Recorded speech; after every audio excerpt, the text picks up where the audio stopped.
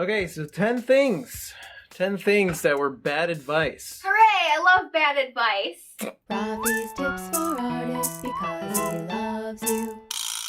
Hola, you amazing artist! Today, Clee and I put together a list of actually 21 things that are bad advice, but it's too long to do in one video, so we're gonna split this up into 2 parts. We have a lot of bad advice to share with you. Yeah. These are pieces of advice that we either A, attempted to follow, or B, immediately rejected the second it hit our ear holes. Yeah, or rejected halfway through attempting to follow and being like, what am I even doing? So that being said, it's still advice. So it might be something that it might be really good advice for you. It just so happened that it was not the best advice for us.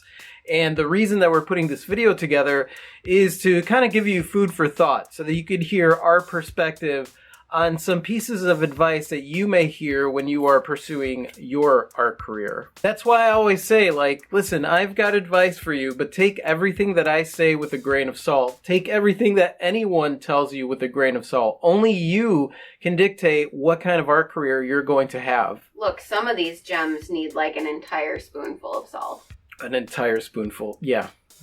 So a lot of this advice comes from before I attempted to become a full-time artist, and most of it is from after. There was a lot of advice that came after I started my art career. And surprisingly, not surprisingly, a lot of this advice comes from people who are not artists. Yeah, they have a lot of advice. So without further ado, let's get into the bad advice. Dun dun dun! Number 1 is just pick one thing to focus on and become a master at that. Don't try to do more than one thing. Okay, so on the surface, that sounds like really good advice. Like, just pick one thing because that way you could focus on that one thing. And for some people, that is good advice because you may get distracted too much. I know that in the beginning when I first started, I was like, okay, well, I just need to focus on my art and put everything else aside. To be honest with you, here I am 10 years later, and I kind of wish that I would have dedicated at least a few hours a week to playing music, at least a few hours a week to dedicating to writing. I love creating music, I love writing, I love creating artwork,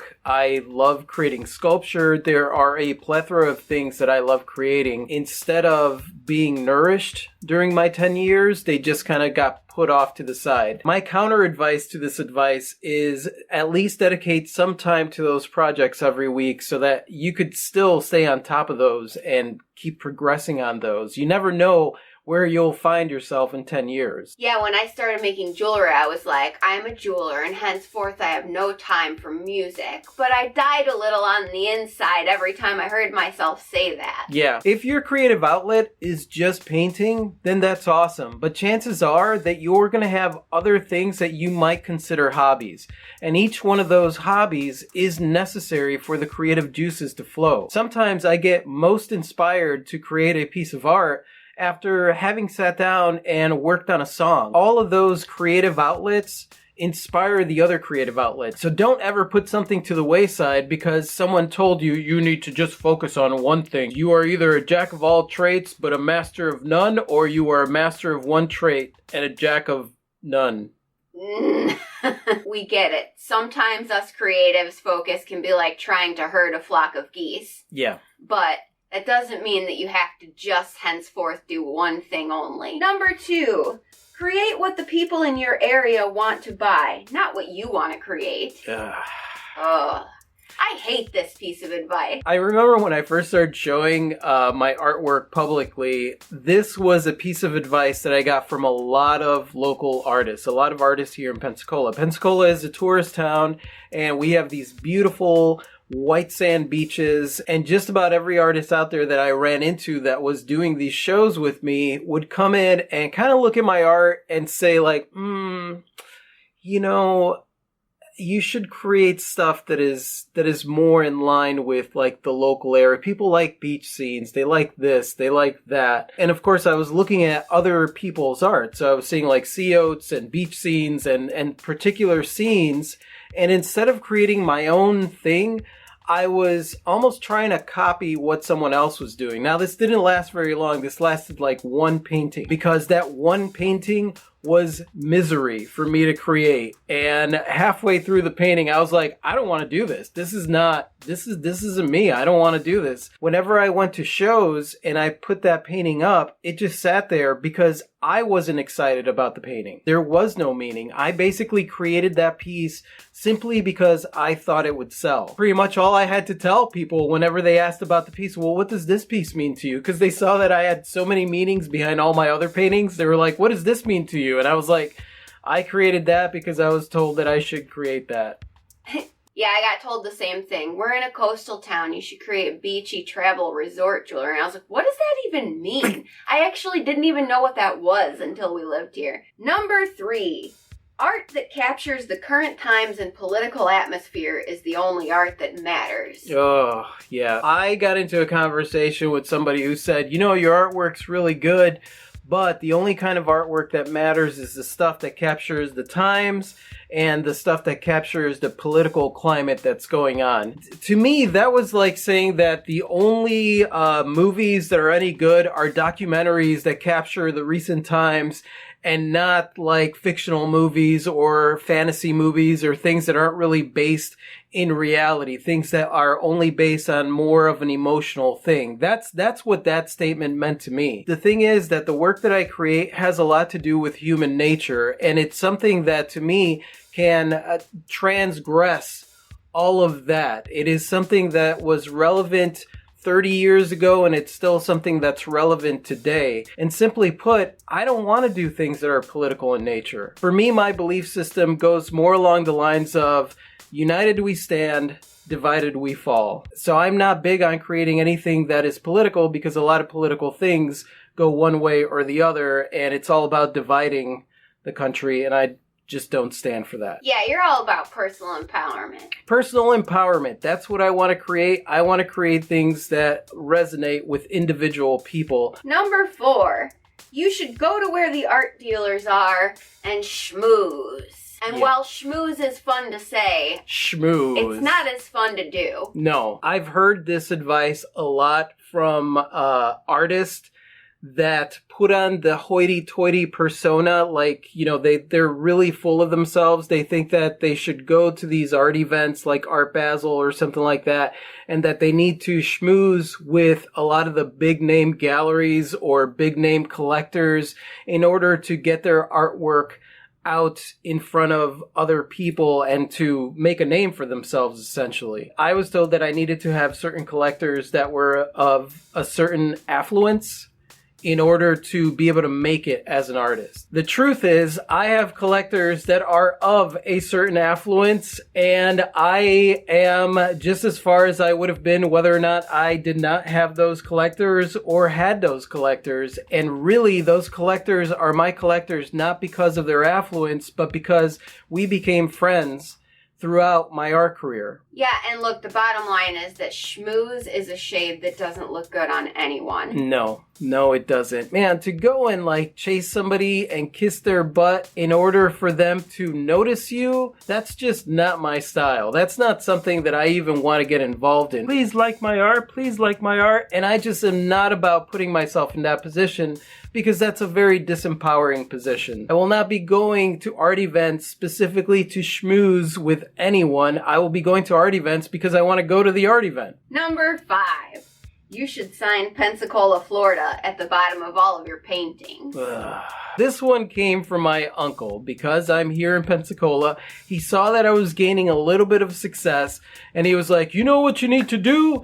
You need to sign Pensacola, Florida next to your signature on every painting so that they know, the tourists know that they got it from here in Pensacola. He also wanted me to do like the Pensacola Beach Ball and like basically things that you find on like tourist mugs and things like that. He thought that that is what would make me famous. That one got rejected before it even got going. I was like, no, that's not gonna happen. Number 6.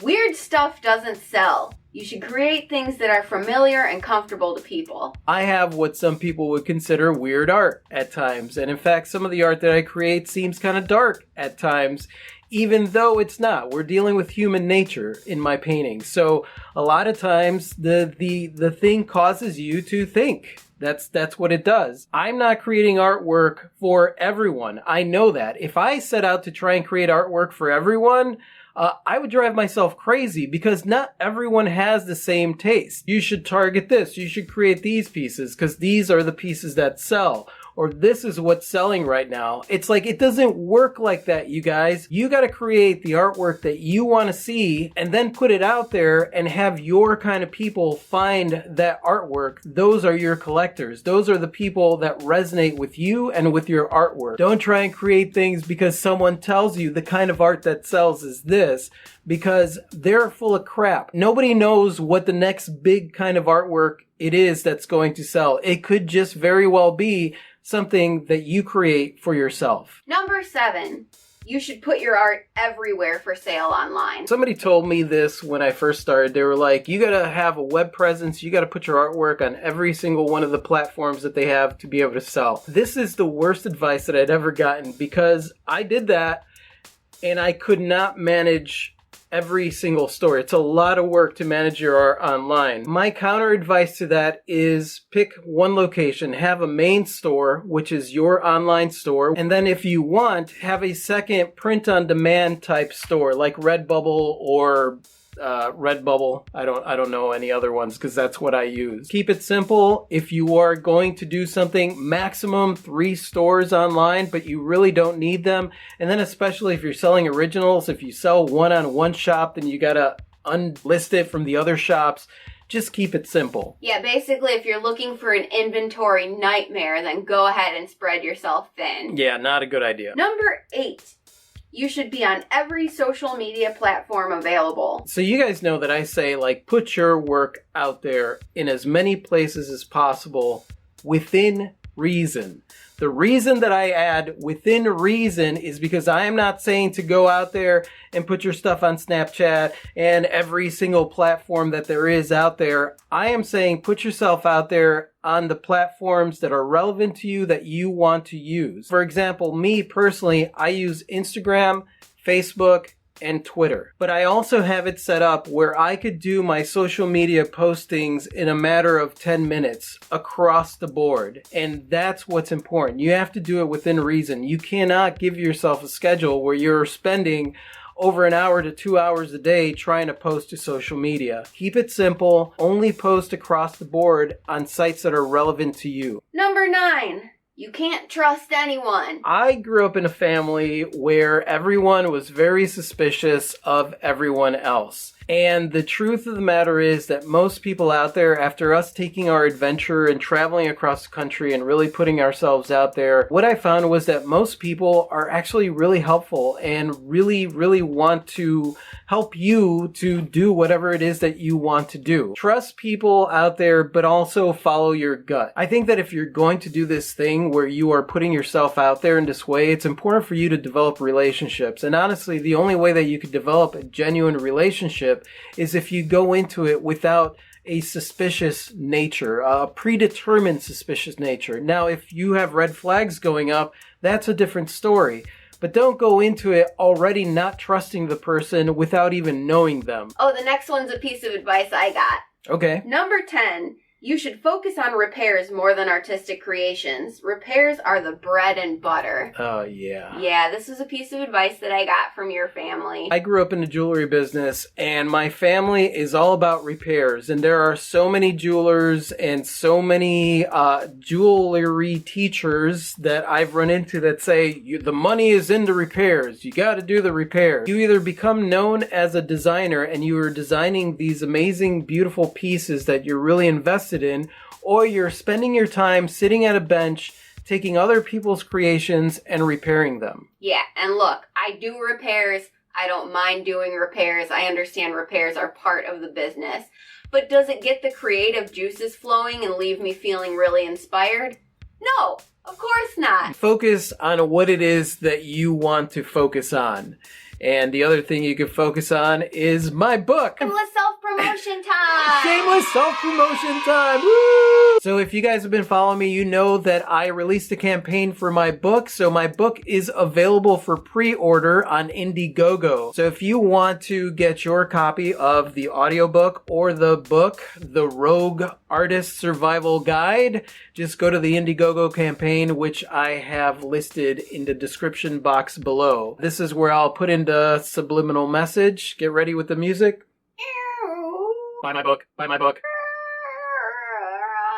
And that's it for this video, you guys. We will continue the next one in the next video, which I think will be coming up this Thursday. Yes, you can start your morning with some more bad advice. Yeah, Bad Advice Thursdays with Rafi and Klee. Let's not make a habit of that. And if you guys have any stories of any bad advice that was shared with you, we would love to hear what that story is. Just leave it in the comment section below. And thank you so much for watching, you guys. You guys are absolutely freaking amazing. I totally adore you. And if you like this and you want to watch more like this, just click right over here to subscribe.